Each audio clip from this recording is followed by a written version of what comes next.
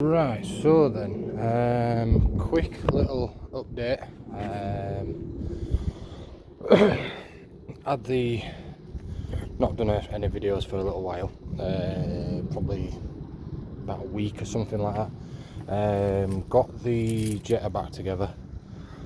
Had a few issues with it starting.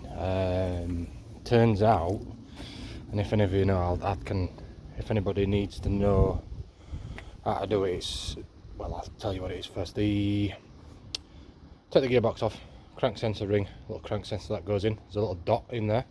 The way I'd done it, I didn't, being an absolute retard, I'd put it 180 degrees out, not realising, banged it all back together.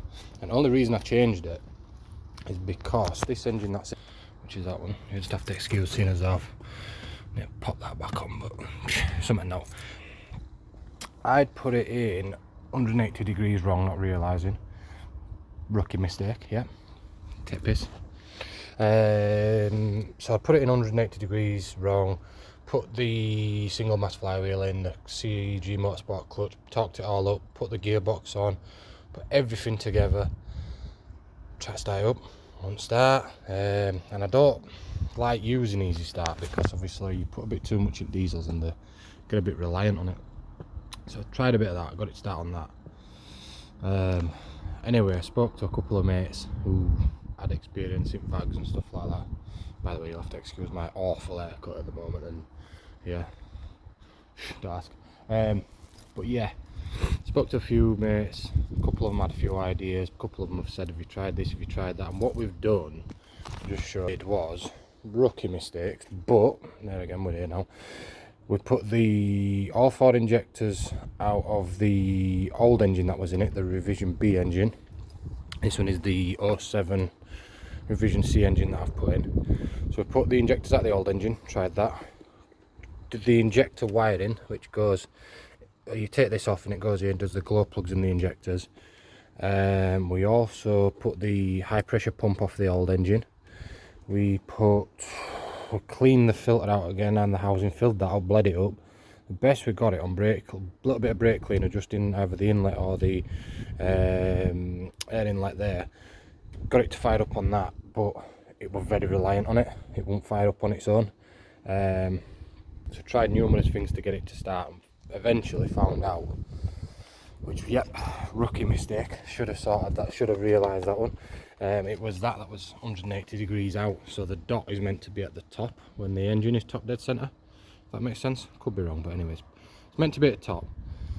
So I mean, I even retimed the engine, timed it exactly the same as my old engine, turning over fire. I turned it over by hand, did a couple of revolutions before I tried turning it over a bit starter motor. So done that. I've heard horror stories of that, obviously. So we did it all by book, everything by book, still won't start. So yeah, put it on the ramp, took it to work, put it on the ramp, took the gearbox out, put a brand new crank sensor ring with, obviously it comes with the seal. Took the sump off because obviously the bolts where they go through the bottom, it seals at the bottom, so resealed the sump, put the one of them on, new crank sensor ring, and obviously with the seal on it, put it all back together, fire straight up, no problem. And it's been alright since. It's a little bit lumpy just on its fire up, which I'll show you in a minute, and it smokes a tiny bit, but I'm hoping that's something or not. I mean, if it needs to, I'll get it obviously changed, and I'll get whatever it is that needs changing changed.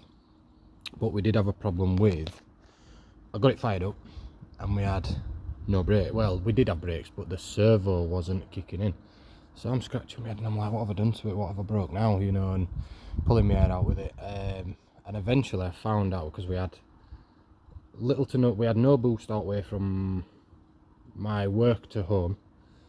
Turned out the 4x map sensor that I put in, you've got to map them in, so I didn't like that. So I had to take it on, put the old map sensor back in it, which we started getting a bit of boost then, but it still wasn't like, it was very late in revs. So anyway, I found out, looking about on it and whatnot, because I had a water leak to sort on it. What I'd done, it's a bit hard to see, but under there, the housing that's under there, it wasn't in properly, and the bolt at the back started spinning. There's a 10mm, it's a bit hard to see, you can just barely see it there, but there's a 10mm there, that started spinning. and didn't tighten up properly. And then as I was doing that, I've looked down and you see this pipe that goes to the high pressure pump, and it goes down there, goes into the servo. Well, on there, I'll try and get a pic, try and see if you can see it, but you see just there, literally there, that, as you can notice, it looks like it's been glued, which, yep, it has. Got me. Put that on, glued that bit back on to see, right, is this what's going on? Because this is going from servo. When I looked at it, all linked in, because I didn't have no vacuum. So I've taken a pipe or two off, you know, to check the vac pipe off of here. Took that off and usually you'll get a little bit of suction if you put your finger over it. Didn't even have that. So turns out with that little pipette pipe, glued that back on. Got boost, fantastic. Got brakes back, fantastic, brilliant. Still though, somewhere, and my guess is you might be able to hear it when well, you might not be able to because I'll have to rivet it. Just down there where the map sensor is, where that little conversion pipe is that I've put in. And yep, I need to put that back on. That's in the garage, I'll put that back on. But just there even, yep, I need to sort that as well. That's my earth strap. But there's a little pipe that I ordered. It's a Motorsport, I got it off eBay actually. Creation Motorsport, and it's an adapter that goes in your standard piping, and then you can put, because this has got the early Audi S3 alloy ended intercooler on, you can put the standard piping into your original one from the S3 intercooler to the standard piping on the car. So I did that, and it's still got a little bit of a leak, which I'll do another video in a minute. This is just sort of an update on what's been going on, because obviously I'm going to get all my videos on YouTube. They're not edited or anything like that, these are just my early ones where we're going to go through all the problems. And obviously if anybody's got any questions on how I did it and why I did it and anything really, anything I can help with, because obviously I'm not like an absolutely fantastic mechanic who can look at something and go, that's that, you know. I know what I know, I've taught myself kind of thing. I'm a tyre fitter basically, I'm a spanner passer, and all I do is I tinker with my motors. I've always thought if I can tinker with my motors and I can fix it myself, buzzing, I'll do that, not a problem. And this one I did, you know, I've put it together with a little help from friends, which we're lucky. Now I can help somebody that maybe has a problem with one of these that I've gone through, you know, which might not be what some people want, but it might help other people. So that's the only reason I'm doing videos really. But yeah, I'll stop going on anyway and I'll do another video. But on mine, we now have it running, which just before I end the video, I'll show you a quick little start, cold start, and we do a little walk around and issues that we need to fix on it. Maybe I might actually do that in the next video, but obviously I need to put that back on there properly, which, in fact, I'll pause the video, I'll put that back on and we'll start. So there, popped that back on. Also, when I was having them problems, I did change that back to my old, and I've got two of them, both of them working, just to eliminate that problem. See if I'd blown one of them, wasn't that. Also, what else do we need to fix? We need to fix the aircon pipes that I took off. The aircon pump, like an idiot, been rushing. I snapped out the little plug. Where is it? Down here somewhere anyway, it's meant to be there, so the plug needs sorting. So I've got a spare pump I might send for rebuilding. That alternator's a little bit weak and it looks a bit shit. So I've got another one I need to sort. I need to put a screw in there. I need to sort the bonnet catch. Bonnet catch is knackered. What else do I need to sort on it? Also I need to sort, obviously a new one of them, new pipe on there. Put the battery cover back on, put that on, and also we've got, you just see that little hairline crack in the bonnet in here. I can't remember the proper name of it off by hand. Somebody's going to be screaming at me. But anyway, I'll give it a little fire up just before I end the video, just to show you. And then I'll do another video of sort of the spec list of it. Yeah, and also we've got my McDonald's stickers. Got keying. I've also got VAGCOM as well. So might end up doing a bit more coding on it. It's had a little bit done, but I'm going to look into it and see what else I can do. The only reason I bought it was because I was having these problems.